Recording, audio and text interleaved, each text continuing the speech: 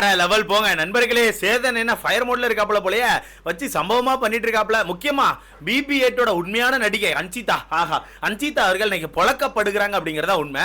கண்டிப்பா பொளக்கணும் ப்ரோ. ஏன்னா இந்த வீட்டுக்குள்ள உண்மையா ரொம்ப ஃபேக்கான பர்சன் யார் தெரியுமா? அன்சிதா தான். ஒரு விஷயம் பண்ணுவாங்க ப்ரோ, வாலண்டியரா வேணும்னு பண்ணுவாங்க ப்ரோ, ட்ரிகர் பண்ணுவாங்க ப்ரோ, சண்டை போடுவாங்க ப்ரோ, எல்லாமே பண்ணி முடிச்சுட்டு நைட்டு அந்த விஷயம் தப்பா போக போகுதுன்னு தெரிஞ்சுட்டா உடனே நைட்டே போயிட்டு ஆப்போசிட்ல உள்ள ஆள்கிட்ட சாரி, ஜெனியூனா சாரி கேட்கறேன், மன்னிச்சுக்கோங்க சொல்லி ஒரு சீனை கிரியேட் பண்ணிடுவாங்க. அந்த சீனை மட்டும் தான் அந்த வீட்டுக்குள்ள தொடர்ந்து பண்ணிக்கிட்டு இருக்காங்க. அது மட்டும் இல்லாம சேதனை இப்போ அன்சிதாக்கு ஆப்போசிட்ல கேட்கற அந்த கொஸ்டினை பார்க்கும்போது எனக்கு ரொம்ப மனசு குளிர்ச்சியா இருக்கு. ஏன்னா இந்த விஷயத்துல நம்மளும் சேதனை மாதிரி ஆப்போசிட்ல நின்னுட்டு இருந்தோம். ஆனா வெளிய இருக்க மக்கள் நிறைய பேர் நமக்கு ஆப்போசிட்ல இருந்து இப்ப நிறைய பேசிட்டு இருந்தாங்க. அது என்னங்கறத கிளியரா பாத்துடலாமா? சோ வணக்கம் மக்களே. சோ நம்மள எதிர்பார்த்த மாதிரி பிக் பாஸ்க்கான 3வது ப்ரோமோ வந்திருக்கு. அந்த ப்ரோமோ பார்க்கற முன்னாடி இந்த வீடியோ அப்படியே லைக் பண்ணிட்டு சேனலை சப்ஸ்கிரைப் பண்ணினா ரொம்ப பெருமையா இருக்கும், பார்த்து பண்ணி விடுங்க.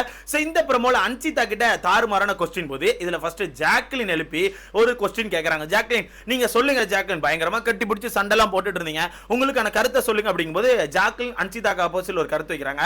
சார் நானும் அன்சிதாவும் பயங்கரமா லாக் போட்டு உருண்டுட்டு இருக்கோம் சார். நான் அன்சிதா, பவித்ரா, மஞ்சள் எல்லாருமே லாக் போட்டு உருண்டுட்டு இருக்கோம். அப்படி உருண்டுட்டு இருக்கும்போது எனக்கு ஏதோ ஒரு இடத்துல பயங்கரமா லாக் ஆகுது, இல்ல எனக்கு வந்து சோக் ஆகுற மாதிரி, இல்ல மூச்சு விட முடியாம ஏதோ ஒரு இடத்துல லாக் ஆகுதுன்னா நான் என்ன பிடிச்சிட்டு இருக்க நபர்கிட்ட ஏ விடு அன்சி, விடு அன்சி, விடு பவித்ரா, பவித்ரான்னு சொல்லிட்டு அவங்ககிட்ட தான் சொல்லுவேன். ஏன்னா அவங்க தான் என்ன பிடிச்சிட்டு இருக்காங்க. சோ அவங்ககிட்ட சொன்னா அவங்க விட்டுருவாங்க. ஆனா இதே இடத்துல நான் ஏதாச்சும் லைட்டா அவங்களை டைட்டா பிடிச்சா உடனே என்கிட்ட சொல்ல மாட்டாங்க சார். என்கிட்ட சொல்லாம அங்க இருக்க கேப்டனை கூப்பிடுறாங்க. கேப்டன் இங்க வாங்க கேப்டன் அப்படி சொல்லிட்டு இங்க இருந்து கத்துறாங்க. கத்துனோன்னு அங்க இருந்து விஜய் விஷால் ஓடி வந்து எல்லாத்தையும் பிரிச்சு விட்டுறாரு. சார் இது எந்த விதத்துல நியாயம் தெரியல. நாங்க இங்க லாக் போட்டு உருண்டுட்டு இருக்கோம். இப்ப நியாயப்படி அந்த பொண்ணுக்கு ஒரு லாக்னா என்கிட்ட சொல்லணும், நான் பிரிச்சு விட போறேன். எனக்கு ஒரு லாக்னா அந்த பொண்ணுகிட்ட சொல்ல போறேன், அந்த பொண்ணு பிரிச்சுடணும். இதுதானே சார் கேமா இருக்கணும். சும்மா அவங்க இஷ்டப்பட்ட நேரம் கேப்டனை கூட்டு பிரிச்சு விட்டா அப்ப கேப்டன் யாருக்கு இதை விளையாடுறாங்க? கேப்டனா நடுநிலையா தானே இருக்குன்னு சொல்லிட்டு பயங்கரமா ஒரு பாயிண்ட் எடுத்து வச்சிட்டு இருக்காங்க. இந்த பாயிண்ட்க்கு அப்புறம் எனக்கு தெரிஞ்சு அன்சிதா வந்து விஜய் விஷால்ட்ட பேச மாட்டாங்க. ஏன்னா கண்டிப்பா ஒரு கண்டென்ட் கிரியேட் பண்ணும்ல. கிட்ட விஜய் விஷால்ட்ட போயிட்டு மச்சான் இதுக்கப்புறம் நம்ம பேசிக்க வேண்டாம் மச்சான், ரொம்ப தப்பா போகுது மச்சான்னு சொல்லிட்டு பயங்கரமா அழுது உருண்டு ஒரு சீனை கிரியேட் பண்ணிடுவாங்க. எனக்கு தெரிஞ்சு இந்த சம்பவம் பயங்கரமா வெடிக்கும்னு எனக்கு தோணுது. ஏன்னா அவன் உண்மையாவே ரொம்ப பயாஸா நடந்துக்கிட்டான் ப்ரோ. இதை நான் நீங்க லைவ் பார்த்த நிறைய பேர் தெரிஞ்சிருக்கோம். அங்க யாராவது சண்டை போட்டுட்டு இருந்தா, முக்கியமா அதுல அன்சி இருந்தா என்ன பண்ண வந்துருமா, அன்சிதாட்ட போயிட்டு ஏய் அசின் விடு, அசின் விடு, அசின் சொல்லிட்டு அன்சிதாட்ட ரொம்ப சாஃப்டா பேசும். ஆனா ஆப்போசிட்ல ஜாக்லினோ இல்ல வேற யாரோ கத்துறான், ஏ சொல்றாளா மச்சான் விட மாட்டியா மச்சான்னு சொல்லிட்டு பயங்கரமா கத்துவான். சாஃப்டா அங்க பேசுவான், இங்க வந்து கத்துவான். இந்த மாதிரி பயங்கரமா பண்ணிட்டு இருக்கோம். அது மட்டும் இல்லாம நிறைய இடங்கள்ல லாக்ல கூட பார்க்க முடிஞ்சு. ஏன் இந்த ஜாக்லின் வந்து கால் லாக்காய் விழுந்திருந்தாங்களே, அப்போ ஃபர்ஸ்ட் ஜாக்லின் கத்தும் போது அங்க இருந்து கேப்டன் எந்திரிச்சு வரவே இல்லை. இங்க இருந்து முத்துக்குமரன் தான் பார்த்து கேப்டன் அங்க போங்க கேப்டன், போங்க கேப்டன் சொல்லி கத்தும் போது கூட இவன் கொக்கு மாதிரி என்னாச்சுன்னு சொல்லி எட்டி பார்த்துட்டு இருப்பான தவிர வேகமா ஓடி போய் அங்க பிரிச்சு விட்டுருக்கே மாட்டான். கடைசியில இங்க இருந்து முத்துக்குமரன் கத்த போய் தான் பிச்சு பிடிங்கி போய் அந்த லாக்கெல்லாம் பிரிச்சு விட்டு விடுங்க விடுங்கன்னு சொல்லிட்டு இருக்கோம். ஓகேவா?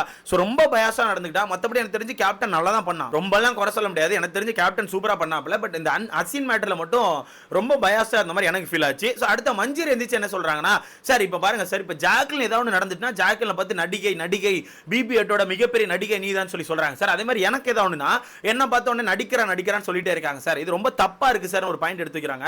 ஏன்னு கேட்டீங்கன்னா இந்த ராணுவ மேட்டர் அதுக்கு முந்தின நாள் தான் நடந்துச்சு. ஓகேவா? அதுக்கு முந்தின நாள் ராணுவ மேட்டர் நடந்திருக்கு. அப்ப ராணுவ மேட்டர்ல அங்க வந்து நிறைய விஷயங்கள் பேசியிருக்காங்க. அதே இடத்துல நடிக்கிறான்னு சொன்னதுக்காண்டி இவங்க சாரி கேட்டிருக்காங்க. அப்ப அந்த இடத்துல மஞ்சரி ஒரு சில விஷயங்கள் எடுத்து வைக்கிறாங்க. என்ன எடுத்து வைக்கிறாங்க? யார் அடிபட்டு விழுந்தாலும் ஃபர்ஸ்ட் அவங்கள தூக்குங்க, அதுக்கப்புறம் நடிக்கிறாங்களா இல்ல உண்மையாவே அடிபட்டு இருக்கான்னு பாத்துக்கலாம். ஒருவேளை அதுக்கப்புறம் அவங்க நடிச்சது தெரிஞ்சுன்னா அதுக்கப்புறம் என்ன வேணா பேசிக்கோங்க. ஒன்னு தூக்கியே பார்க்காம ஒருத்தன் என்ன பண்றான்னு தெரியாம அவனை பார்த்து நடிக்கிறான்னு சொன்னா அது ரொம்ப தப்பா இருக்கு. அதுக்கப்புறம் அப்படிலாம் பண்ணாதீங்கன்னு சொல்லிட்டு மஞ்சரி நிறைய பாயிண்ட் எடுத்து வச்சிருப்பாங்க. அதனாலதான் ட்ரிகராகி நம்ம அன்சிதா என்ன பண்றாங்க, நடிக்கிற நடிகைன்னு ஒரு பாயிண்ட் வச்சிட்டு இருக்காங்க. நான் அன்சிதாட்ட ஒன்னு கேட்கிறேன், இதே மாதிரி உங்களுக்கு லைட்டா அடிபட்டோ இல்ல ஏதோ ஒன்று நடந்திருக்கு, தலையில அடிபட்ட மாதிரி ஒன்று செஞ்சீங்களா, அந்த டைம்ல யாராவது வந்து நடிக்கிற போ நடிக்கிறப்பா கேவலமா சொல்லி யாராவது ஒருத்தர் சொன்னா உங்களுக்கு எவ்வளவு ட்ரிகர் ஆகும்? கண்டிப்பா ட்ரிகர் ஆயிப்பீங்க. அதே மாதிரி தான் ஆப்போசிட்ல இருக்க நபரும். அப்ப ஆப்போசிட்ல இருக்க நபரே கொஞ்சம் யோசிச்சு பார்க்கணும். எதுவுமே யோசிக்கிறது இல்ல. இவங்களுக்கு வந்தா மட்டும் தான் ரத்தம், மத்தவங்க எவனுக்கு என்ன வந்தாலும் அது தக்காளி சட்னி தான் அப்படின மாதிரி தான் இருக்காங்க. சோ இந்த இடத்துல மஞ்சள் இந்த பாயிண்ட் எடுத்து வைக்கிறாங்க. இதுல அடுத்ததா சேதன தெளிவா ஒரு பாயிண்ட் எடுத்து வைக்கிறாப்ல. பிங்க் டீம் யாருமா அப்படி சொல்லி அன்சிதா கேக்குறாங்க. சார் பிங்க் டீம் நாங்க தான் சார். அப்போ விஜய் விஷால் அருண்ல யாரோட டீம் அப்படிங்கும்போது சார் அவங்கலாம் ரெட் கலர் டீம் சார். அப்போ நீங்க ரெண்டு பேரும் சேர்ந்து அந்த ப்ளூ கலர் டீம் எல்லாம் அட்டாக் பண்ணீங்களாமா, அப்ப அது என்னமா கேம் அப்படின்னு கேக்குறாங்க. கரெக்டான கேம் தானே? இதான் நம்மளும் கேட்டோம், இதுதான் அன்னைக்கு நம்மளும் பேசிட்டு இருந்தோம். ஏன்னா அன்னைக்கு இந்த வீட்டுக்கு அவ்வளவு பஞ்சாயத்து போகும்போது வெளியே இருந்து நிறைய மக்கள் ட்விட்டர்லாம் நம்மளால கவனிக்க முடிஞ்சு ஏகப்பட்ட பேரு முத்துக்குமரனுக்கு ஆப்போசிட்ல கிடந்து முட்டிட்டு இருந்தாங்க. என்ன சொல்லிட்டு இருந்தாங்க தெரியுமா? 6 பேர் சேர்ந்து 3 பேர் அட்டாக் பண்றாங்க, எவ்வளவு பெரிய தவறு தெரியுமா? 6 பேர் சேர்ந்து அட்டாக் பண்ண எப்படிங்க அதை டிஃபெண்ட் பண்ண முடியும்னு சொல்லிட்டு பயங்கரமா முட்டு கொடுத்திருப்பாங்க. அப்போ நம்ம இருந்த ஒரே ஒரு ஸ்டாண்ட் இந்த ஸ்டாண்ட் தான். எங்க இவங்க இப்போ 6 பேரா போறாங்க, ஆனா அதுக்கு முன்னாடி அவங்க 6 பேரா வந்து அட்டாக் பண்ணாங்கல்ல. அருண் வந்து நம்ம முத்துக்குமரன் பிடிச்சு லாக் பண்ணிருப்பான், விஜய் விஷால் வந்து முத்துக்குமரன் லாக் பண்ணி பண்ணிருப்பான். அங்க மஞ்சிரை வந்து அன்சிதா லாக் பண்ணிருப்பாங்க. அவன் பிறகு தீபக் வந்து ஜெஃப்ரி லாக் பண்ணிருப்பான். எத்தனை தடவை இவங்கள தான் லாக் பண்ணீங்க? அப்பெல்லாம் உங்களுக்கு அது லாக்கா தெரியலையா? அப்பெல்லாம் ரொம்ப ஜாலியா இருந்துச்சா? அப்போ உங்களுக்கு அது டீம் பிளேயா தெரியல. அப்ப நீங்க 6 பேரா போய் அட்டாக் பண்றலாம் உங்களுக்கு கண்ணுக்கு தெரியல. கடைசில நீங்க 3 பேரா இருக்கும்போது அங்க இருந்து ஒரு 6 பேர் வரும்போது உங்களுக்கு கஷ்டமா இருக்கு. ஆனா இங்க நீங்க ஒரு நல்ல பாயிண்ட் புரிஞ்சுக்கணும். இங்க 6 பேர் சேர்ந்து வந்தா கூட அந்த 6 பேர் உங்களை வந்து அட்டாக் பண்ணல. ஓகேவா?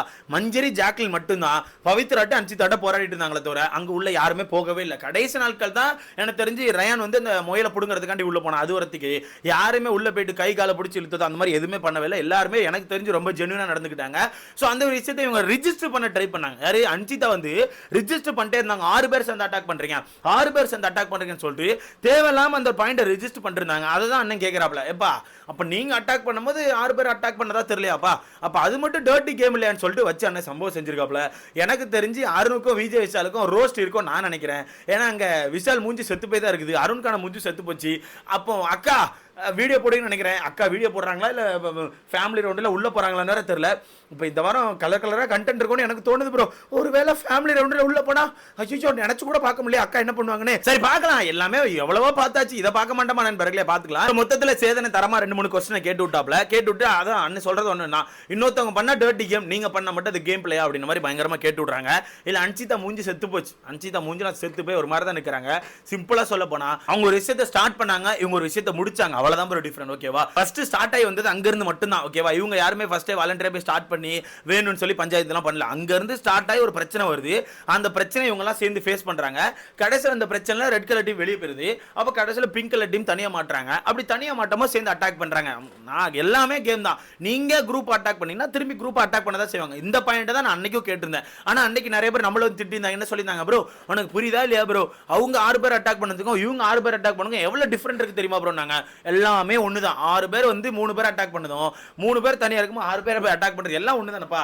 எல்லாம் கணக்கு பண்ணி பாருங்க, எல்லாமே ஒண்ணுதான். அந்த வகையில சேதனன் தரமா கொஸ்டின் கேட்கறாப்ல. இந்த கொஸ்டின்ல எப்படி தப்பிச்சு ஓட போறாங்க நமக்கு தெரியல. சோ வெயிட் பண்ணி பார்க்கலாம். நீங்க சொல்லுங்க ப்ரோ. எனக்கு தெரிஞ்சு சேதனன் கேட்கறது கரெக்ட். ஓகேவா?